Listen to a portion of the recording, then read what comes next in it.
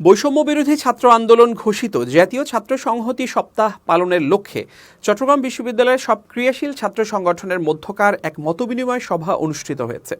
এতে বিশ্ববিদ্যালয়ের 10টি ছাত্র সংগঠনের প্রতিনিধিরা উপস্থিত ছিলেন, তবে ছাত্রদল ও ছাত্র ইউনিয়নের কোনো প্রতিনিধি উপস্থিত ছিলেন না।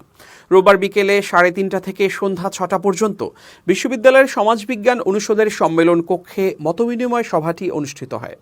মতবিনিময় সভায় উপস্থিত না থাকার কারণ জানতে চাইলে 24 শাখা ছাত্রদলের সাধারণ সম্পাদক আব্দুল্লাহ আল নোমান এ বিষয়ে মন্তব্য করতে রাজি হননি। একই প্রশ্নে চট্টগ্রাম বিশ্ববিদ্যালয় ছাত্র ইউনিয়ন সংসদের সভাপতি সুদীপ্ত চাকমা বলেন, আমাদের সংগঠনের কেন্দ্রীয় সিদ্ধান্তের কারণে আমরা সেখানে যাইনি। কেন্দ্রের নীতিগত সিদ্ধান্ত হচ্ছে ছাত্র শিবির যেসব প্রোগ্রামে থাকবে আমরা সেখানে যাব না। মতবিনিময় সভায় ইসলামী ছাত্র শিবির বিশ্ববিদ্যালয়ের শাখার সেক্রেটারি মুহাম্মদ ইব্রাহিম বলেন, 5 আগস্টের পরে 100 দিন পার হয়ে গেছে, কিন্তু শিক্ষার্থীদের এখনও মাঠে থাকতে হচ্ছে। আইনের শিথিলতার অভাবে প্রতিনিয়ত শিক্ষার্থীদের আন্দোলন করতে হচ্ছে। প্রতিদিনই নতুন নতুন সমস্যা, প্রতিবিপ্লব ঠেকানোর দায়িত্ব শিক্ষার্থীদের ওপর এসে পড়ছে। জাতীয় নাগরিক কমিটির কেন্দ্রীয় সদস্য জোবাইরুল হাসান আরিফ বলেন, জাতীয় নাগরিক কমিটির 2টি কনসার্ন, একটি হচ্ছে জুলাই গণহত্যার বিচার। আমরা দেখছি জুলাই বিচার সঠিকভাবে হচ্ছে না। আবার আমরা মবেরও পক্ষে না।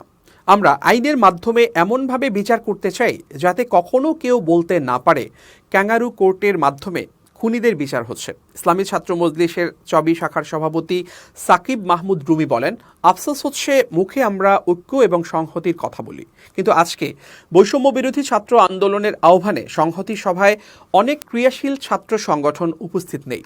সংহতি কি শুধুই ব্যানারে দেখানোর জন্য?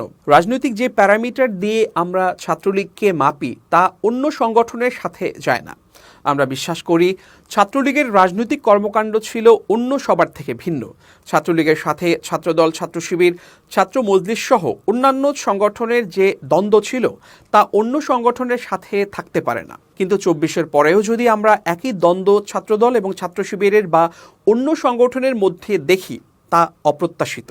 ছাত্র অধিকার পরিষদের সদস্য সচিব মোহাম্মদ রোমান রহমান বলেন, জুলাই বিপ্লবে ছাত্রদলের একটি বড় অবদান ছিল, কিন্তু আজকে ছাত্রদল উপস্থিত নেই, যেটা হতাশাজনক। আমরা সবাই দলের মধ্যে যদি ঐক্য ধরে রাখতে না পারি তাহলে শিক্ষার্থীদের কাছে জবাবদিহি করতে হবে। বৈষম্য বিরোধী ছাত্র আন্দোলনের সমন্বয়ক খান তালাত মাহমুদ রাফি বলেন, কে কত বড় সংগঠক তার থেকে গুরুত্বপূর্ণ কে কতটুকু শিক্ষার্থীদের পক্ষে রয়েছে। অনেকে বলছেন জুলাই আন্দোলনে আমরা ছাত্র সংগঠনের অবদান অস্বীকার করছি, কিন্তু আমি এটা বিশ্বাস করি না।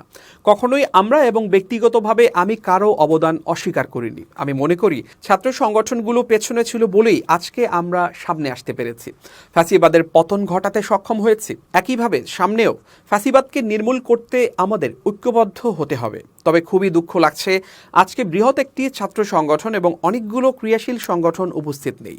আপনাদের রাগ অভিমান থাকতে পারে, এগুলো আলোচনার মাধ্যমে সমাধান করতে হবে, কিন্তু আপনারা যদি না আসেন তাহলে সমাধানের সুযোগ তো তৈরি হচ্ছে না।